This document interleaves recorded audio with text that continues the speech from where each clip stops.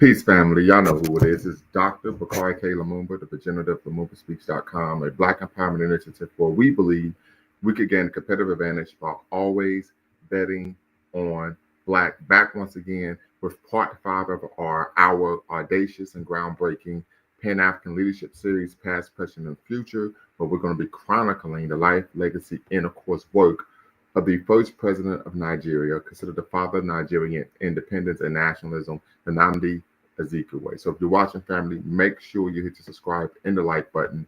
Thumbs up, thumbs up, thumbs up. Make sure you hit the notification bell as well. The future videos you're watching, of course, LumumbaSpeaks.com, a Black empowerment initiative where we believe we could gain a competitive advantage by always betting on Black.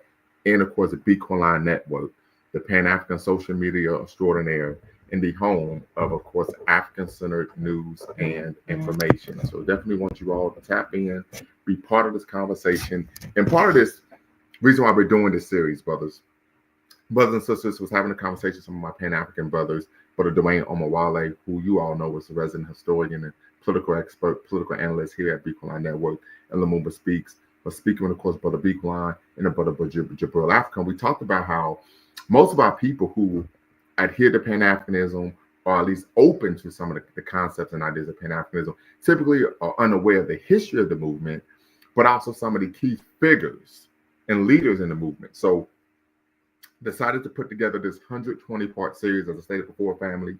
The 120-part series came from the myriad of Pan-Africanists that I acknowledged in my dissertation.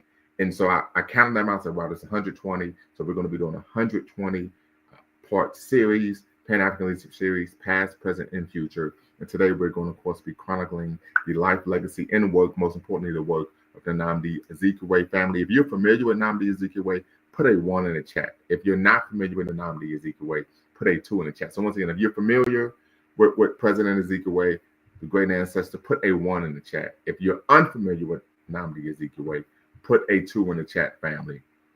And then, of course, we're going to get the conversation started momentarily. But just want to make sure that if you are watching, make sure you hit the subscribe and like button. Tell your friends about the platform. This is one of the few serious Pan-African platforms on social media. I do know that, but Omawale Africa is a serious Pan-African. Some people that I'm connected with who know him stated that he's taking a step back for, I think, family issues, which we all understand. But definitely, family, support this channel. We're on the road to 10,000, but we can't get there without your help and support. Definitely make sure you're tapping in and sharing this platform with your friends and family, because this is a space where I think we can all learn and grow, but also be able to take what we discuss and go out into our communities and make our communities better. Ashe, Black Power. So with that being said, family, as you all know, the link is in the description. I will put the link in the chat momentarily. But just want to go over some of the ground rules here at Lumumba Speaks before we get the conversation started. As you all know, diversity of thought is welcome. So even though this is a Pan-African platform, diversity of thought is welcome. You could be on the left, you could be on the right, you could be right down the middle, and we're willing to have a conversation with you. Respectful dialogue, not a debate. Because I think the goal is to learn and grow together. So there have been times where brothers and sisters have come on the platform and they've been educated me on some things and vice versa. And that's the type of community we want to create. We want to co-create a learning space. And we do that by having respect for all people and their perspectives, as long as they're factual. But we'll get to that momentarily. Number 2, no racial epithets. No epithets of any kind are allowed on this platform. We believe, of course, that this is a space of Black empowerment. We believe in the 3 N's of Black power: self-respect, self-defense, and, of course, last but not least, self-determination. So we want to respect ourselves as African people and make sure that what we're doing lasts for as long as the sun shines and the river flows. Number 3, facts over feelings, family. So if we're having a conversation, there may be a time when you disagree with someone. That's no problem, right? We learn and grow by challenge and support. But we also want to make sure that what we're attacking the argument and not the person. So facts over feelings is always important. And then, of course, last but not least, no fundamentally false statements. And I state this ad nauseum on every platform, that you could believe. You could be of the ilk, right? You could be part of the legion of the sycophants that believe that LeBron James is the greatest basketball player who ever played. However, if you were to state LeBron James is the greatest basketball player who ever played because Michael Jordan only won 3 championships, that is a fundamentally false statement. Then, of course, I will tap in and say, hey, we're going to have to square things away because you're making a claim that's patently false. So just want to make you aware of that. And then, of course, last but not least, our mission here at Lumumba Speaks is neither to exonerate or vilify. Lumumba Speaks and Bequaline Network is neither to exonerate or vilify, but to challenge conventional wisdom and re-examine what has previously been accepted as fact. So appreciate you all being here, family, for part 5 of our Pan-African Leadership Series, Past, Present, and Future, where we honor the leaders of the past to make a better world for African people today. And today we're going to review the life, legacy, and work of the first president of Nigeria, considered the father of Nigerian nationalism and independence, none other than Nnamdi Azikiwe. So just make sure we give a virtual shout out, or virtual applause, or virtual give thanks for the great ancestors. Nnamdi Benjamin Azikiwe was born 16 November 1904. He's referred by many as the Zeke of Africa. He was a Nigerian politician, statesman, and a revolutionary leader who served as the third and first Black Governor General of Nigeria from 1960 to 1963, and as the first president of Nigeria during the first Nigerian Republic, 1963 to 1966. He is widely regarded as the father of Nigerian nationalism, as well as one of the major driving forces behind the country's independence in 1960. Also, Azikiwe was well-traveled. He moved to the United States, where he was called Ben Azikiwe, and attended Storer College, Columbia University, the University of Pennsylvania, and Howard University. He was extremely influenced by Marcus Messiah Garvey, who we would get to later in this series. Marcus Garvey's views on Pan-Africanism, emphasizing the empowerment of Africans and the redemption of Africa by Africans. This made Zeke question the legitimacy of colonialism in Africa and was inspired by Garvey's call for the liberation of Africa from colonial governments.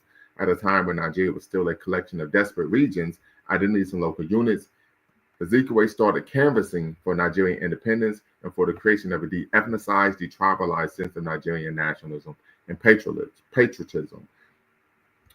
Nnamdi Azikiwe's probably major claim to fame, and what led to his popularity and power, was the creation of the West African Pilot, which was a newspaper launched in Nigeria by, of course, Nnamdi Azikiwe, known as Zeke, in 1937. I think my grandfather was born in 1935, so history here, right?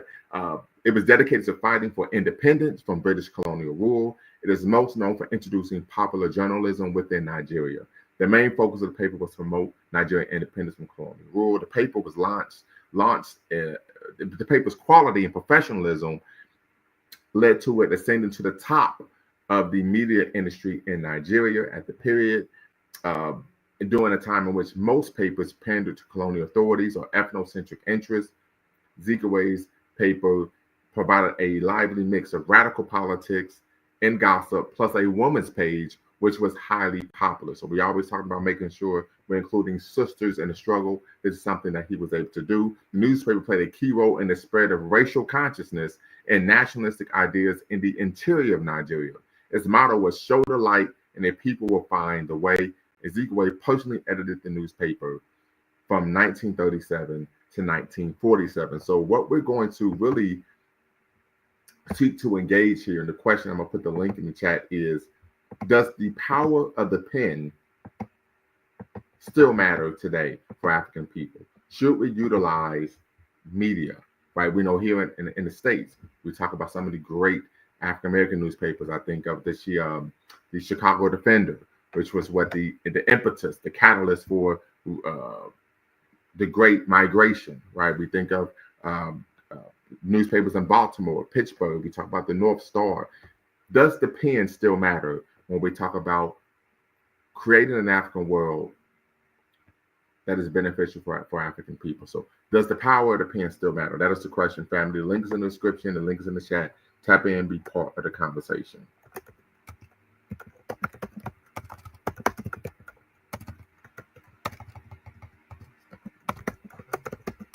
The press.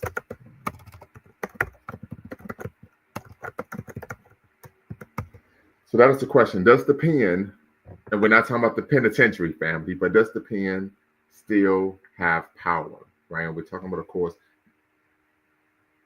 echoing, remembering, learning from the work of our Pan-African brothers and sisters in the past, our ancestors in the past, to make a better world for African people in the future, today and in the future. So the question is, does the pen still have power?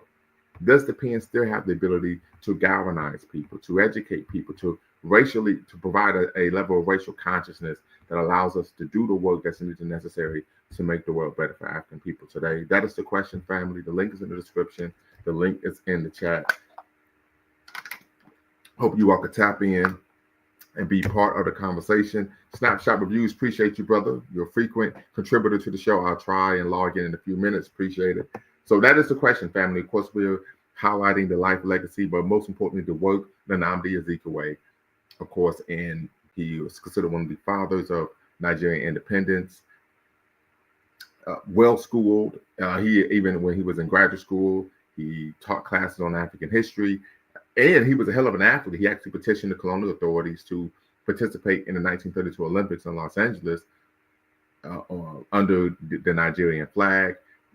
They did. I don't believe they got back to him, or at least in a timely manner accepted. But he was an athlete as well. He played, of course, American football. So well-rounded brother, highly educated, skilled organizer, politician, athlete, a true Renaissance man. I think it's a shame that he isn't talked about enough in Pan-African circles and Black Power circles, but we're going to make sure that we center his work, his legacy, and his name on the show today. So once again, family, this is part five of our groundbreaking and audacious Pan-African Leadership Series, Past, Present, and Future, where we're chronicling the life, legacy, and most importantly, the work of great Pan-Africans of the past in order to make a better world for African people in the present and future. And so today we're chronicling the life and the work of Nnamdi Azikiwe, the first president of Nigeria, the first Black governor of Nigeria.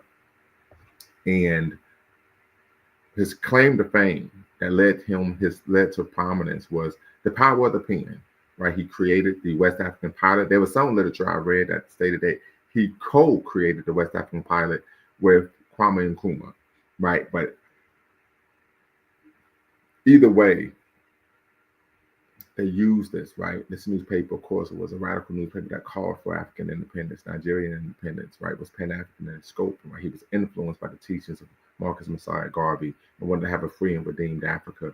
And we know this paper didn't pander to the colonial authorities or wasn't ethnocentric in nature like many of his contemporaries were at the time, the contemporary papers were at the time. And so we see truly this Pan-African impetus on focusing on what was good for the collective of African people, particularly in Nigeria, rather than just one particular ethnic group or seeking to appease the colonial authorities to have some crumbs from the colonial master's table. So definitely something that's important. But the question is, family, does the pen still have power? Can the written press still have the power to galvanize African people to do the work that's needed necessary to free ourselves and, of course, restore ourselves to our traditional greatness? Because if we think about historically in Pan-African movements, we're talking about the West African pilot.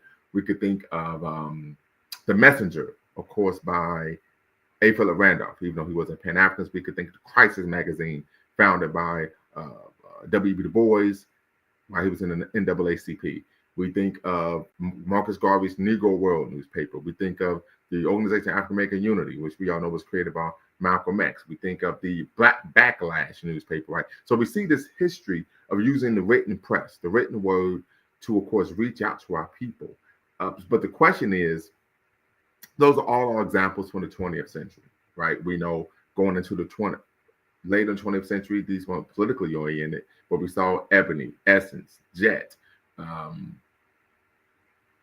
Chicago Defender, right? Baltimore Courier, I believe, is another African American newspaper.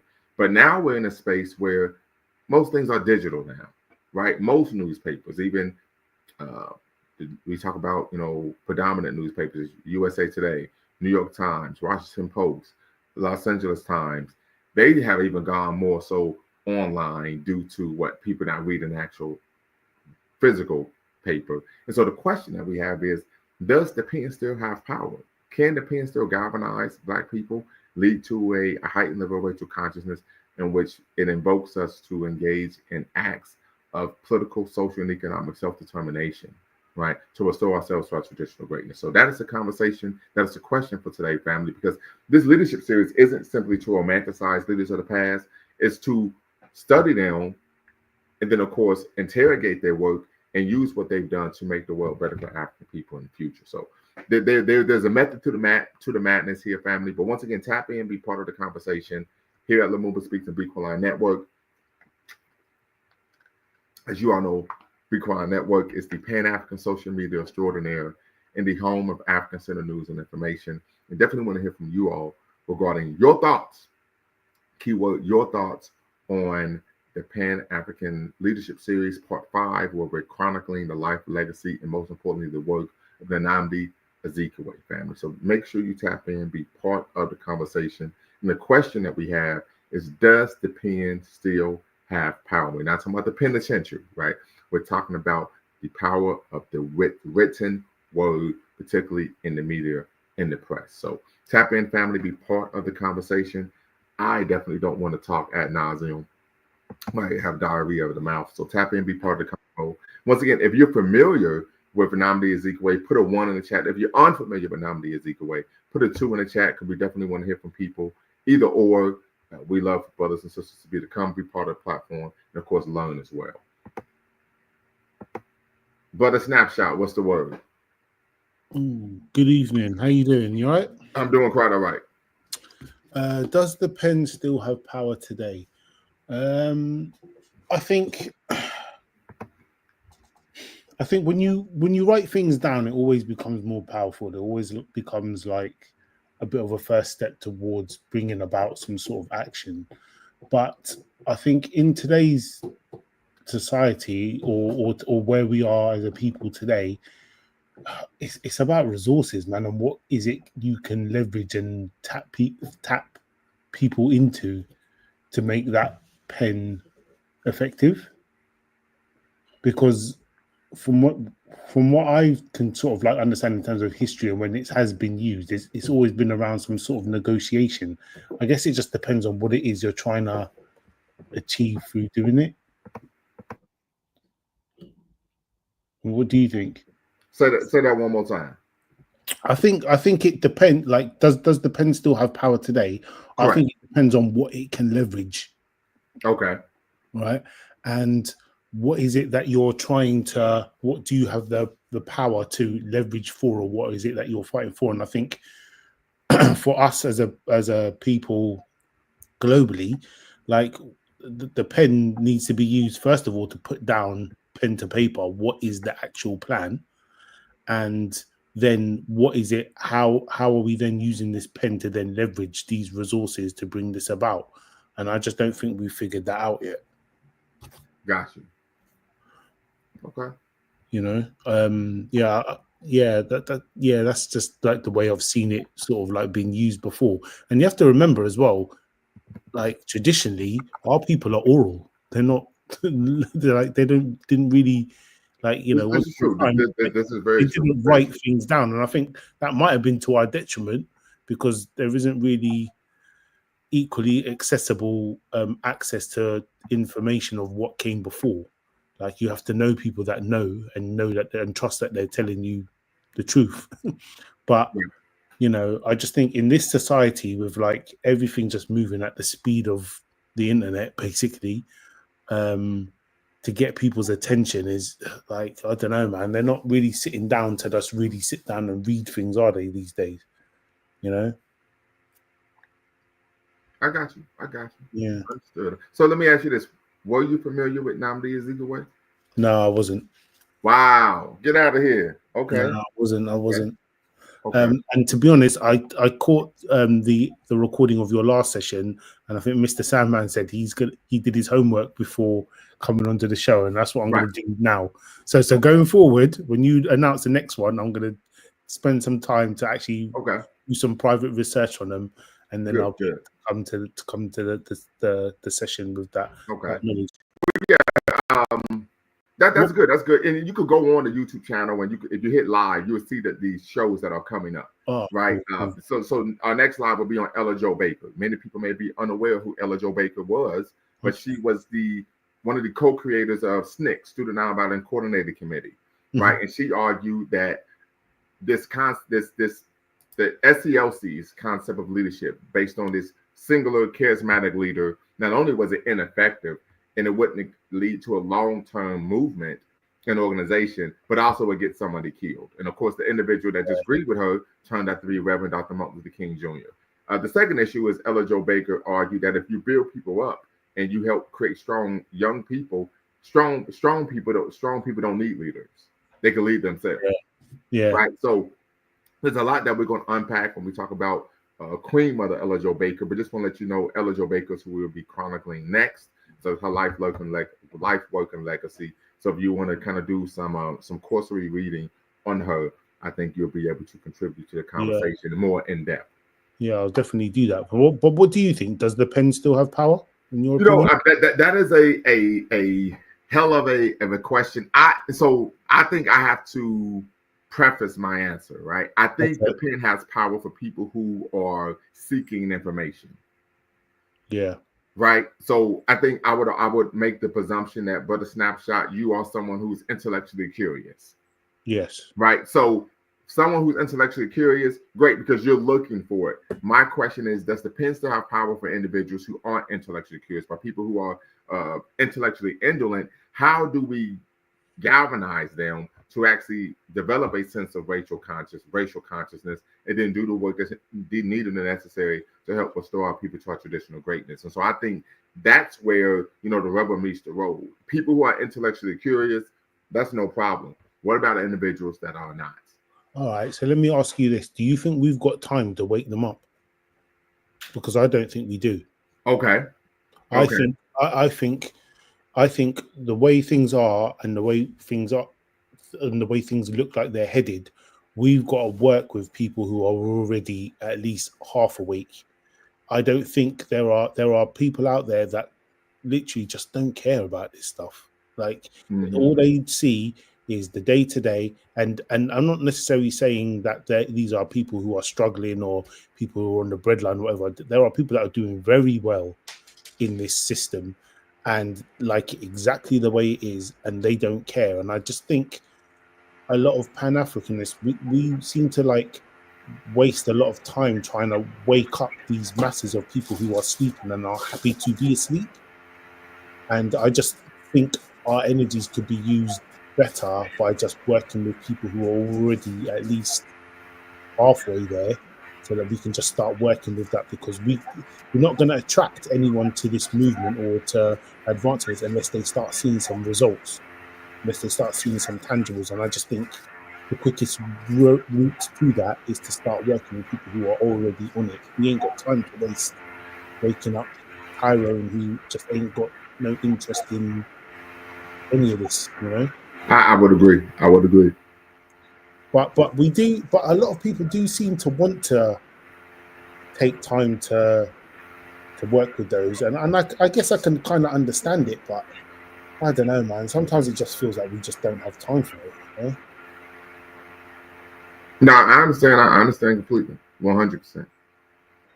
And I would agree with you that some of the work that we do, it has to really be rooted in, of course, as you would argue, gaining some wins on the field. But I would argue, because I've done a lot of work in which I've been able to, I can argue. I mean, the facts are the facts. We've had wins. But the issue is now you got to put that out there for public consumption. People need to know these things. Yeah. So that people aren't thinking that this is just something that you philosophize about, but there's no tangible benefit to engaging in this type of work or ideology or worldview. Yeah, I mean, I wanted to talk to you about an idea for a project that I had, and I just wanted to see if it would be something you'd be interested in getting involved with. And it is just an idea at the moment. I haven't even thought about how to go about doing it. But like how Wikipedia works, where people can upload an article or they can upload some information about particular topics and things like that. And I was just thinking about just something around like Black history or Pan-Africanism or a single point website that's got like some literature that's been, reviewed or whatever, that people can just access, Absolutely. Make it so that it's they can then go through it at their own pace, and obviously would be relying on contributors to just, give up some time to write an article every now and then. But I'm just thinking like just something like that just helps to the people who are like me, who are curious about this stuff, but just don't know where to start. There's just a one-stop shop. I mean, I'm even happy if you want to take it and run with it, but like just a one-stop place where they can just get started on this journey, because and maybe that is how you help to get to the sleeping masses. But yeah, I don't know, man. It was just a thought that I had earlier this week, and I just thought it might be something you might be interested in. Understood. Yeah, but I think I gave you my email, correct? Yeah. Yeah, so just send me an email and we can build from there. Definitely. All right. Yeah, cool. All right. Okay. I've got to go and help my mum do some stuff now. But yeah, I think the pen, I just think it just needs to be used in some sort of way where there's a plan and there's just something that we can use to leverage to try and just build something. But we just got to know what we're aiming for. We've got to know what we're working towards before we can even get started with that, Right. Absolutely. But I appreciate you tapping in as always, brother. No worries, man. I'll send you an email, yeah?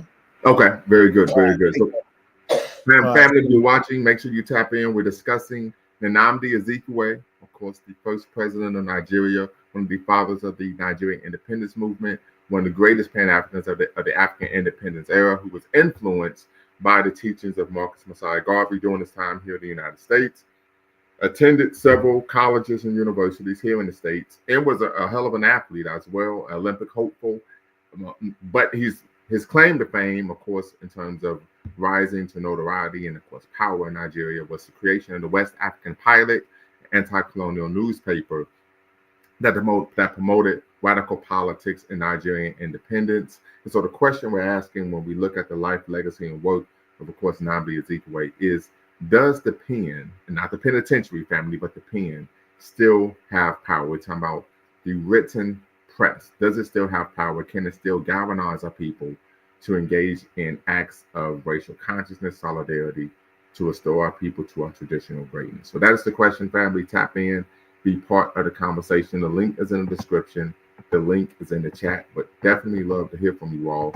You're watching LumumbaSpeaks.com, a Black Empowerment Initiative where we believe we could gain a competitive advantage by always betting on Black, and Bequaline Network, the Pan-African social media extraordinaire and the home of African-centered news and information. And this is part 5 of our groundbreaking and audacious 120. That's right, family. I say 120-part series, Pan-African Leadership Series, Past, Present, and Future, where we're chronicling the life, legacy, and work of great Pan-Africans of the past in order to make a better world for African people in the future. So this is part 5 of the Pan-African Leadership Series, where we're chronicling the life, legacy, and most importantly, the work of Nnamdi Azikiwe from Nigeria, the most populous nation on the continent. And if I remember correctly, about 1 in 12 or 1 in 11 Black people in the world are Nigerian. So our brothers and sisters from Nigeria, they are holding it down as they always do. But once again, family, the link is in the description. The link is in the chat. Tap in, be part of the conversation as we're discussing not only the work of Nnamdi Azikiwe, but also asking a question I think is important for the contemporary and political moment. Does the pen still have power? And we could talk about here just in the States, President-elect Trump is going to be returning to office. And we found a lot of Black people supporting him, even though, of course, he ran a campaign that's rooted in white nationalism. So the question is, does the pen still have power? Does the power of the written word, particularly written press, still have power in order to galvanize the people to engage in acts of racial consciousness and, of course, redemption? Sister Ely, what's the word? You got to unmute yourself. Need you to unmute yourself. Sorry about that. Can you hear me? Yes, we can hear you just fine.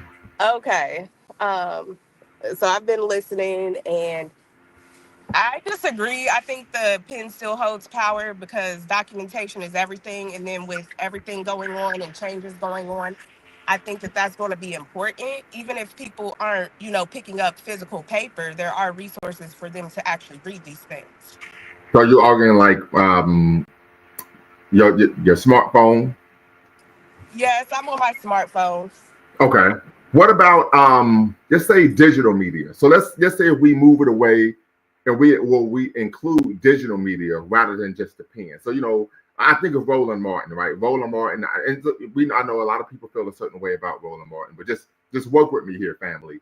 Because most people argue Roland Martin is simply a Democratic shield, and I get that he advocates for Democrats, uh, bar none, right? Something I would argue no one does it more than him in terms of a black person. But what I do know is that he has a lot of factual information. When people come on the show and they're engaging in, sleight of hand or they're trying to mislead people, he's like, these are the facts I got on right here. And he at one point he was I think the editor of the Chicago Defender for 8 years. And many people know Chicago Defender is one of the oldest black newspapers in the country. And one of the best, right? As I stated before, the Chicago Defender was the preeminent newspaper that promoted the Great Migration, where after our brothers and sisters, our ancestors left the Deep South and came north. But he's used digital media, right, as a way of informing the masses. Do you think, and this of course for Sister Ely, but anyone else that wants to tap in, do you think digital media can play a role in, of course, galvanizing the masses of African people? Yeah, Okay. but also, I mean, it's good to have that backup in physical paper because, I mean, we don't know the future, but if any warfare in the future is going to be through the web, through computers, through biological engineering and things like that. And to hold record for the future, I believe that documentation is important regardless of technology. Okay. And that's a good point, because if you're on someone else's platform, they could just shut you down if they don't like what you're saying. So that is a good point. That is a good point. Anybody else want to tap in and be part of the conversation? Of course, we're chronicling, of course, a life legacy, and most importantly, we're centering the work. And let me break this down, family, why we're centering the work of great Pan-Africans of the past, because we don't want to get into the place of treating our ancestors as demigods, right?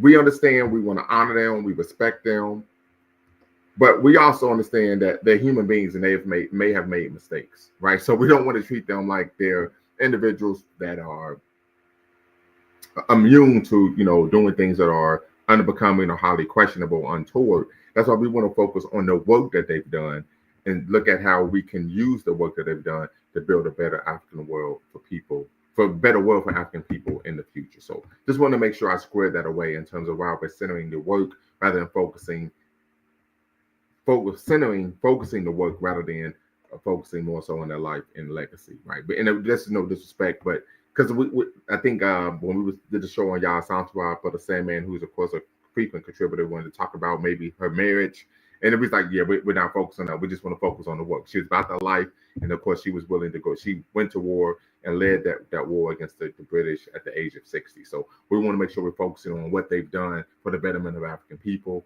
rather than focusing so much on people's personal lives, right? Because this isn't celebrity gossip, right? So just want to make sure that we're making clear why we're focusing on the work of our ancestors rather than their lives and, of course, legacies.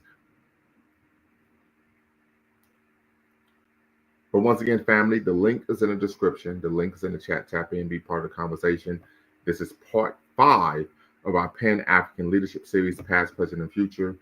And we're chronicling the life, legacy, and most importantly, the work of Nnamdi Azikiwe, one of the preeminent fathers and leaders of the Nigerian independence movement, a Pan-Africanist who was influenced by, of course, Marcus Garvey, well-traveled, well-read, well-educated, and of course, more than anything, he was a prince. He was someone who was committed to the redemption of African people, Africa for the Africans on the continent and abroad.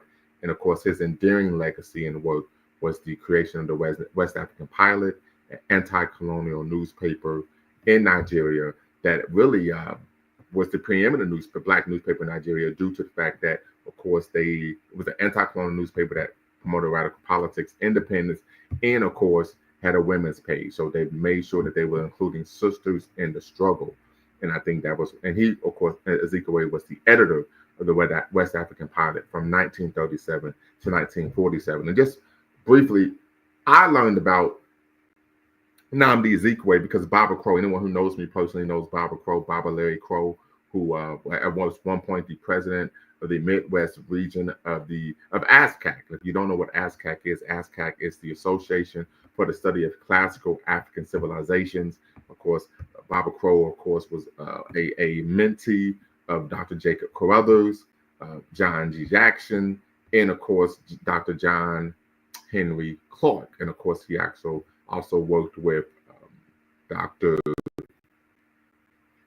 Haki Madhubuti at Third World Press, and of course at the Institute of Positive Education. He named his son Azikiwe after what? In honor of Nnamdi Azikiwe. So that's how I came into learning about who Nnamdi Azikiwe was. And then of course I wanted to learn more. And so just give a shout out to the great elder, Baba Larry Kwaku Crow. He's a member of the Dayton Africana Elders Council. And so he's one of the individuals, elders, members of the community that I argue played a central role in helping me accomplish what I've accomplished in my academic career and being able to walk across that stage next month as a PhD. So definitely want to give a shout out to Dr. Baba Crow. He should be a doctor, but he didn't. He just decided to finish his education at the bachelor's level. But he's a doctor to me. But once again, the family just want to make sure that if you want to tap in, be part of the conversation. We're discussing, of course, the life, legacy, and most importantly, the work of Nnamdi Azikiwe. This is part 5 of our Pan-African Leadership Series, Past, Present, and Future, where we chronicle the life, legacies, and work of great Pan-Africans of the past in order to make a better world for African people in the future. So tap in, family. The link is in the description. The link is in the chat. Definitely want to hear from you all regarding your thoughts on, does the pen still have power? Can we use the power of the pen? We're talking about the written word in the media, not the penitentiary, family, to, of course, galvanize African people, to restore ourselves to our traditional greatness. And if you're thinking about the penitentiary, family, we did a 3-part series on my platform regarding countering the carceral state. So if you want to check that out, you can. But we did a 3-part series on countering the carceral state on YouTube at Lumumba Speaks. So definitely you may want to tap in, check it out. We did a 3-part series. And I remember one of those series talked about when did Black people become the proverbial face of criminality. And we talked about that historically. We go back maybe just 80 years in this country. White people were considered the face of crime and criminality. We talked about public enemy number 1, public enemy number 2. We talked about, of course, the Al Capones, the Bonnie and Clydes, the Pretty Boy Floyds, right, Machine Gun Kellys of the world. The face of crime and criminality in the United States was, of course, white people, particularly white men. But that changed, of course, after the Civil Rights Black Power movement. We talk about the criminalization of Blackness. There's a great book that I believe was written by Elijah Muhammad's grandson, who's the former director of the Schomburg Center for Black Research. And we're going to be chronicling Arthur Schomburg, the Afro-Puerto Rican bibliophile. And of course, writer, he actually wrote for Marcus Garvey Negro World newspaper. So we're going to talk about Arthur Schomburg as well in this series, but it's going to be many shows down the line. Brother LMA, what's the word? Hey, what's going on, Doc? Can you hear me okay? I hear you just fine, brother. Yeah, man. I'm catching a little. I'm a little late. I think I caught the crux of like what you're trying to talk about today. Basically, yes, is the pen still mightier than the sword? Is that like kind of the topic? Yes, sir. I would say, obviously back in the day, written media, the press was the prime, obviously before television, before radio, you had to, that was like the only way you got information, That's correct. I feel that today, if you're just talking about just written media, it's, and I think it's good for some people, but I think it's just been crowded out by other forms of media. Obviously, television, but not even television, just the fact that you have, what's what I'm looking for? Video on demand. I think that that's, I'm not saying that people should stop reading, but I'm just saying that it's almost like, you got VHS in the world of Blu-ray DVD. I just think you can just, Right. yeah, That's a good point. yeah, I just feel that you can just do so much more with video, you know what I'm saying? Especially with video and clever editing. And, because like I said, even with text, you can, you have some great, amazing writers out there who could really suck you into their, world, and you can actually kind of feel, you can get that feeling from the writing. But I don't think that, what's what I'm looking for, holds a candle to actually having visuals. Like, like I said, like if we talk about, um, I guess for me, like, if you talk about, well, actually, let me see. Yeah, if you talk about like, okay, what's going on over there in the Middle East or whatever, right? It's one thing to someone to tell you about it, right? It's one thing to see it written in text, like a bomb was dropped on a village, whatever. You know what I'm saying? It's another thing to see curated, images from like a, NBC or ABC, some type of embedded state-sponsored media. But it's another thing where you have video from a bystander, a bystander's phone, where you can hear and you can hear the screams, you can see the carnage, you can see the aftermath. You know what I'm saying? It's kind of like you can do much more with video on demand, with clever editing and person. Like I said, that what's the word I'm looking for? The phrase I'm looking for. On the street, what's it called? Street journalism or whatever. I forgot what's the word for. Like just someone just whips out their camera phone and just takes a video of something crazy. I forgot there was a term for it. I can't think of what the name of it is. But that's not to say that written word text doesn't have its place. I think that like I said, it's like I ain't gonna say it's an acquired taste, but it's kind of like the upper echelons of intellect still use writing. So that's like I think video on demand works great for the layman. You know what I'm saying? Particularly someone who they're interested or they may be interested in it, and they just don't have the time because a lot of people they work. You know what I'm saying? Like for me, especially like this job and my last job, I was on the road like I had like an hour commute. And then when I got to where I was going, I'm working all day. And when I get home, I'm ready to go to bed. So only time I have is that driving. Is that drive. I don't have enough time. I can't sit there and read a book or read. You know what I'm saying? I got to listen to it. So audiobooks and YouTube videos were like it made my that's why I kind of caught up on like the day's news was just on my drive, So, but I do think that the pen is still, good, but I think it's just outclassed by video on demand. That's just me. Okay. Because even I would like to say even for me, I ain't gonna lie, what I'm saying, back in my day, I was a little bit of a conservative back in the day, and it was. What do you mean by that? Oh, I was one of I wasn't like was it I was on the same level as like Thomas Sowell and Larry Elder, and I was on that tip. Okay. I know you don't like the C word, but I mixed it in. I was you got me there. Go, but it's all good. Yeah, I was on that tip, and like I said, I just saw one video, and that one video or the YouTube post or whatever literally turned my world upside down. And I haven't been the same since. So yeah, I think that like I said, it's So that's my thoughts on it. Yeah. Okay. Very good. Very good. Appreciate you, family. Anybody want to tap in and share or disagree with what Brother LMA had to say? He's still dribbling down in VA, right?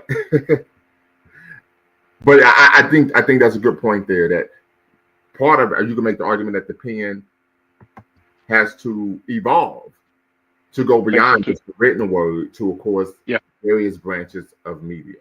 So I can understand 100%. But it's going to be tough though. But I think that like I said, you do have like Substack and Medium. What's it called? The website you're on. You're Medium, right? Yeah, yes, I write on Medium. Yeah. Correct.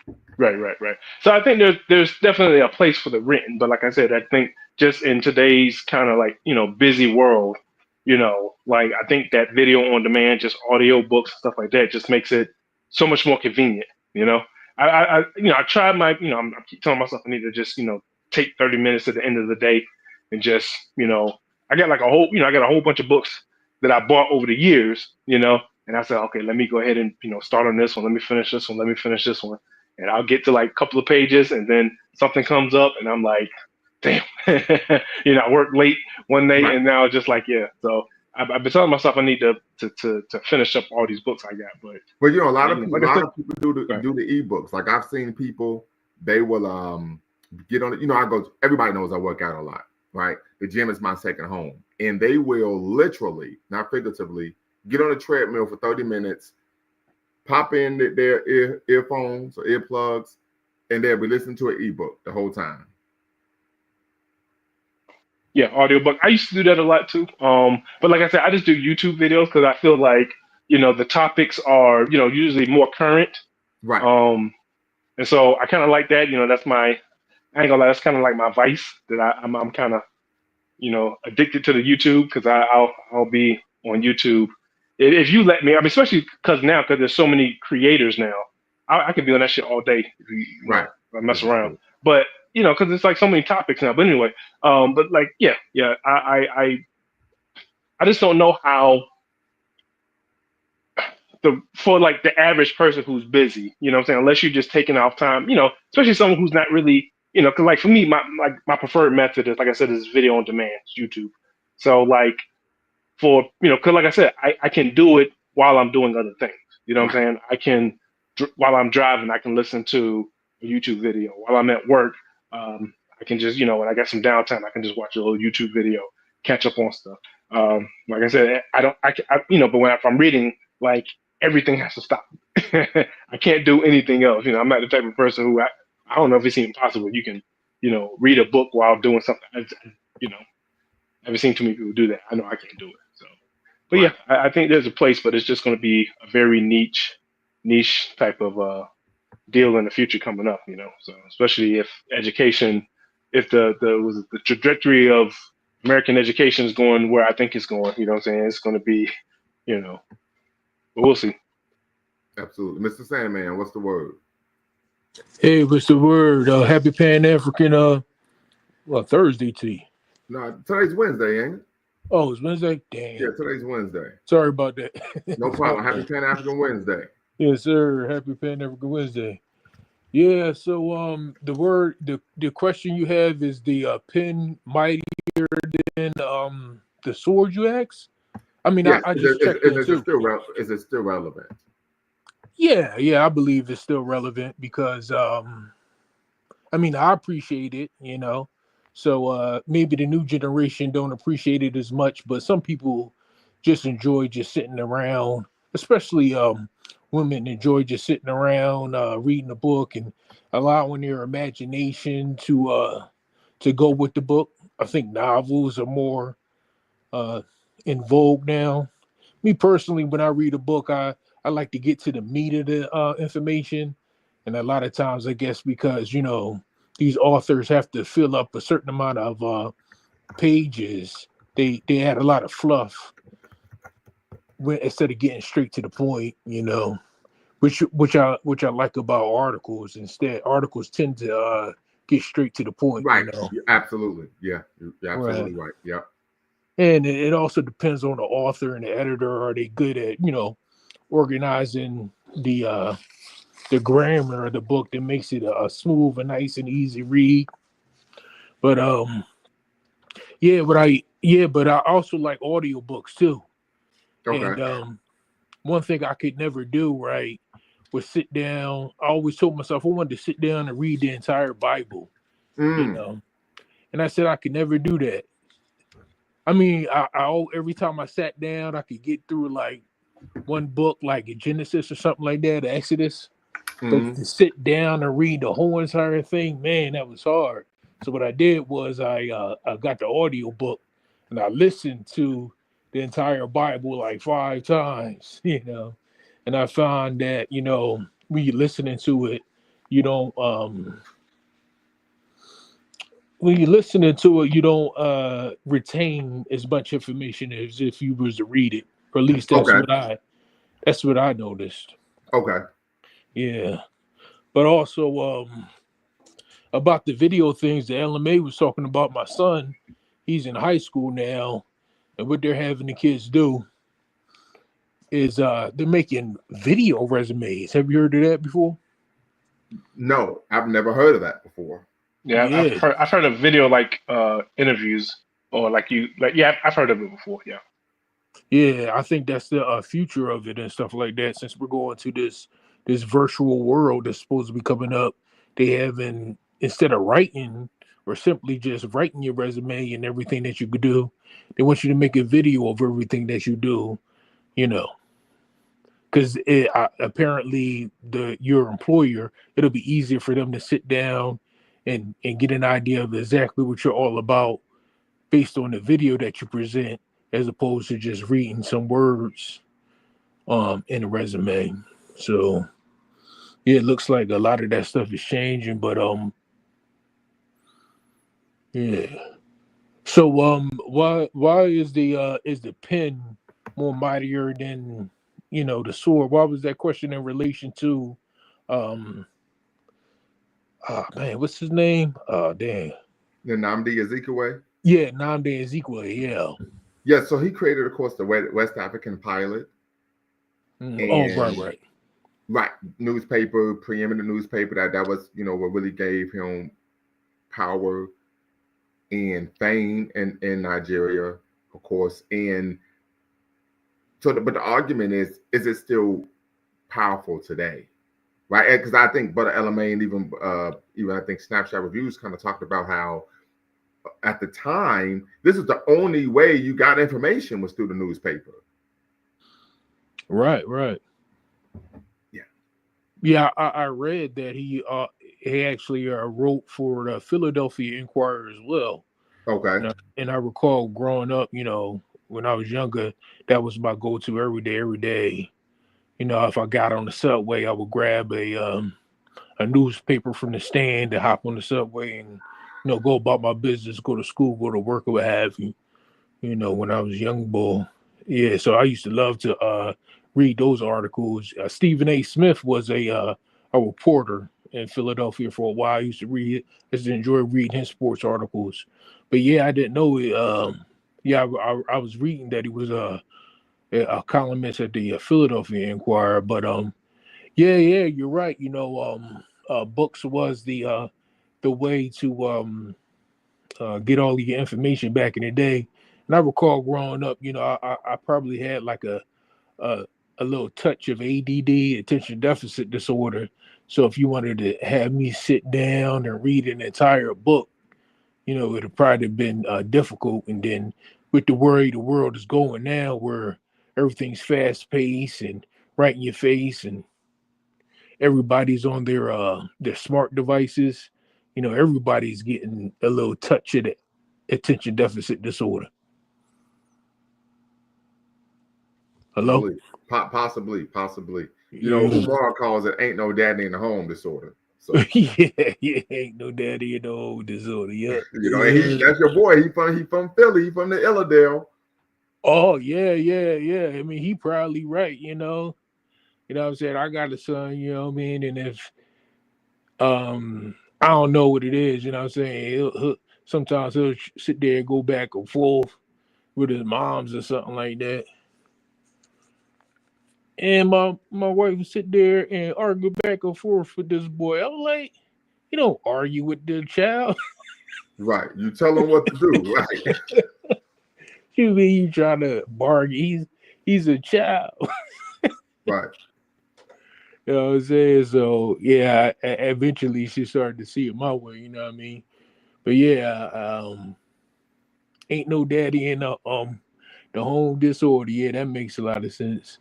Yeah, but I had my father in my home, and I still had a little bit touch of ADD, but right. I had to fight through it. Yeah. Right. Yeah, and so that's the kind of what I wanted to get to. That you could make the argument that Dr. Umar Johnson's prescription of the issue is rather simplistic, but I do think there's some substance there to where oftentimes, if you have a father there are certain issues that you could you can deal with and hammer out to where it's not an issue. But if you don't have that strong disciplinarian there, that structure, that person who's going to set a standard and say, you got to follow this, you got to meet this standard, rise to this level, then it can create issues that typically don't exist. I could give an example. I know we're kind of getting off topic, but we're going to bring it back. But in terms of, and we could connect this to this concept about the power of the pen, but we talk about intellectual remissness, right? Let me turn my camera on. We talk about being intellectually remiss. So if you have a child growing up in a household in which you aren't creating a culture in which they develop a love of learning, then that person typically is going to have an anathema for learning and reading throughout their life. It's going to become part of their personality. So then, as a byproduct of that, what the person typically isn't, more likely than not, will not be a critical thinker. And that byproduct of not being a critical thinker is that what? You're easily manipulated. Right. Right. So we see that some of these issues, you can argue, are based on socialization or the lack of proper socialization, rather than something that is biological, neurological, or neurological in nature. Yeah. Yeah. I mean, that's the thing though. But in today's world, with you can get a little bit too deep in the reading, and if these kids aren't mature enough in the real world, you know what I mean, they can get caught up going down rabbit holes that all these conspiracy theories. So that's correct. That's the issue too. You know, if they don't have real world experience and just, you know, books and articles and that's like that, then they don't have the maturity or the you know, the wisdom to it. Yeah, the common sense to apply what they learn in the books, you know. Right. So yeah, especially with especially with all of this wokeness stuff going on, you know. What do you mean by that? All right. So I was talking to my kid and he was like, well,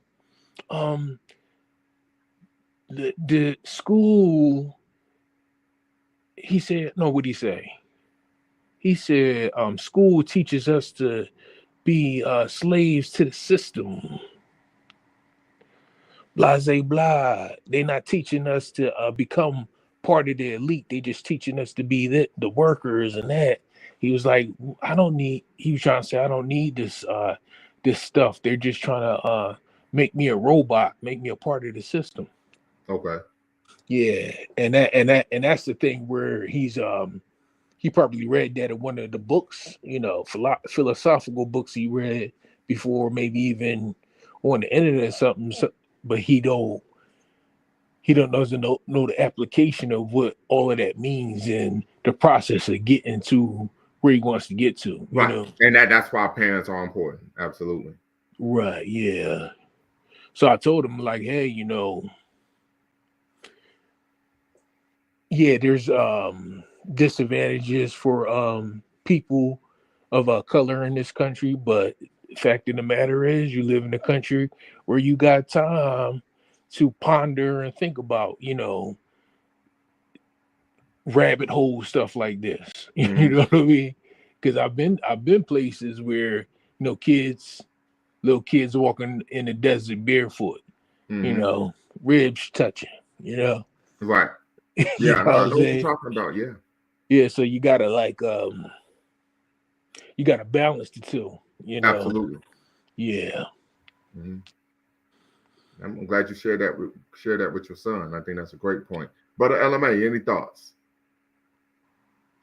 No. I think this was a great topic. Yeah. Like I said, I think I said holding my same points. I think video on demand has definitely, you know, like what is it? TV killed the radio, and then the internet killed the TV. I think it's going to be, you know, video on demand, social media, for better or for worse, is going to not kill, but push the pen to the side. Yeah, let's say delete. You know, I don't want to get flagged. Oh yeah, because they big time, especially the topics I have on my show. But I agree with you. Man. I can recall having conversations with my late maternal grandfather, told me growing up he was born in the early 30s, and he told me how, as a child, they would listen to Joe Louis fights on the radio. Yeah, and he talked about at the time in the 30s, 40s, and 50s, the sport that everybody wanted to be a boxer, not a basketball player, not a football player, not a baseball player, but a boxer, because Sugar Ray Robinson, Joe Louis, etc. Henry Armstrong, Sam Langford. That was a sport everybody wanted to engage in. So my grandfather was only like 5'8", but he was sturdy and strong and thick like a Joe Louis, Joe Frazier. So he shows me his boxing stance, and I'm like, damn, like he could left hook my ass right now. Like, you know what I mean? Like, like, what the hell? All right, Grandpa, go ahead, sit down. Right? So this is way back when I was like 18, 19. But once again, he talked about the very thing you stated, that he said TV deleted the radio. Now, here's the wild thing about my grandfather. He would watch so he, of course, being from Dayton, Ohio, he was a huge Dayton Flyers basketball fan. UD Dayton Flyers because of the Wright Brothers created an airplane. So he would watch the game on TV, but mute the television and still listen to the game on the radio. It was like, what the type of backward? Yeah. But that goes to your point that, but that's part of how he was raised, that there was radio and not television. But it is a good point you talk about, of course, TV deleting radio and internet deleting TV. Because like now, when I watch like big time football games, I just go to YouTube and watch YouTube on my TV.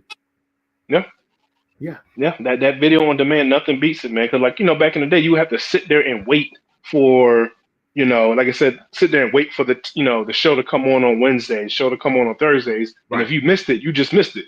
You know what I'm saying? Now I can just watch it whenever. So hey, I have a very, very off topic question I want to ask you. Do you know what? Have you in your studies? Did you guys go over postmodernism? We did. Yes. Okay. Actually, I've covered postmodernism. So and so I take it you've come across it a bit.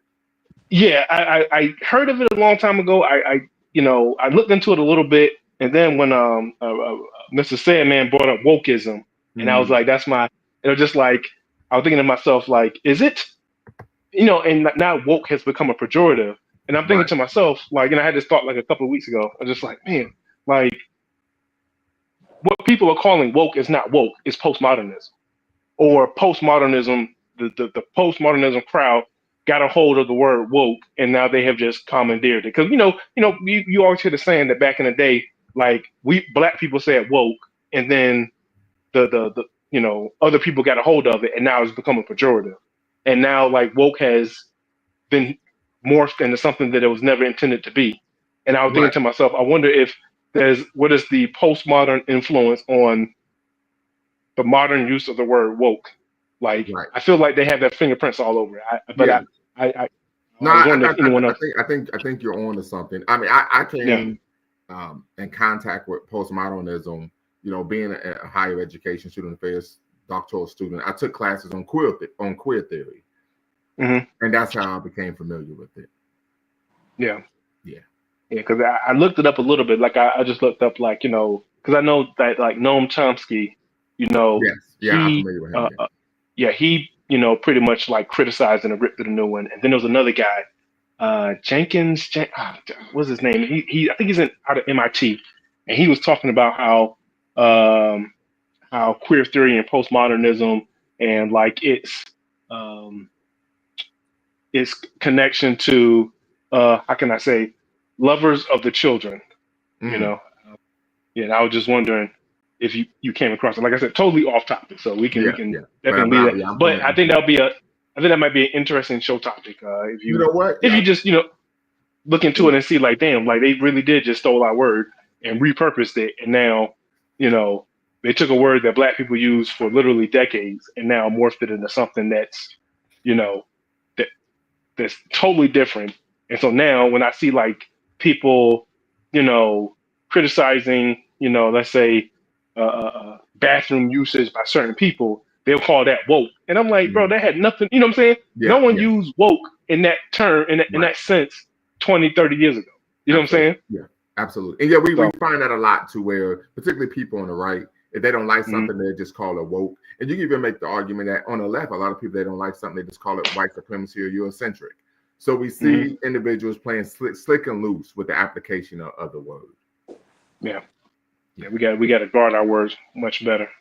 Absolutely. Well, family, I appreciate you all tapping in to our 5th series in the Pan-African Leadership Series, Past, Present, and Future, where we, of course, chronicle the life, legacy, and most importantly, the work of Nnamdi Azikiwe, President Nnamdi Azikiwe.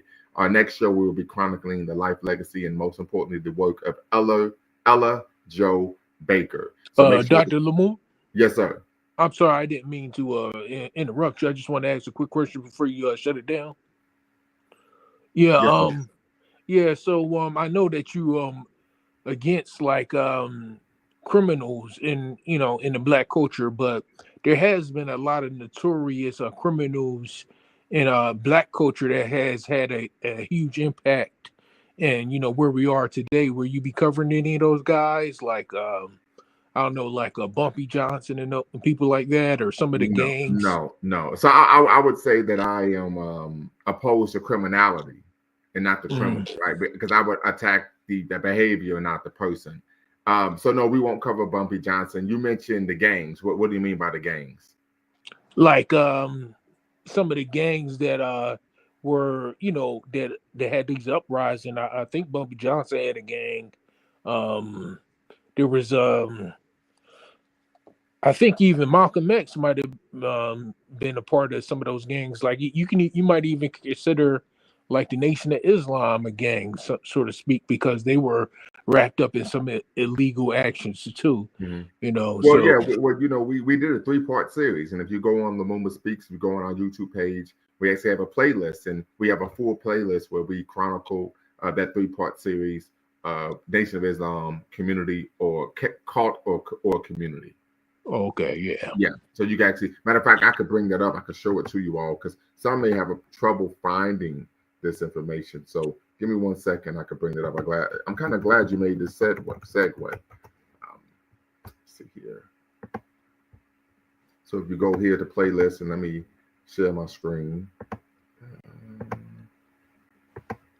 You go here, Lumumba Speaks, and you can see here, Countering the Carceral State. That was a 3-part series. We had Abrahamic Religions, Nation of Islam, Cult or Community, right? Pan-African Leadership Series, Traditional African Religions, and of course the podcast. So you can actually go in there and you can review the 3-part series on the Nation of Islam, Cult or Community. Okay, yeah, good deal. No problem. All right, family. Till next time, y'all know what to do. Always bet on Black. Peace. Before you go, make sure you hit the subscribe and like button. Thank you for supporting the channel. And remember, here at Lumumba Speaks, we always bet on Black. Peace.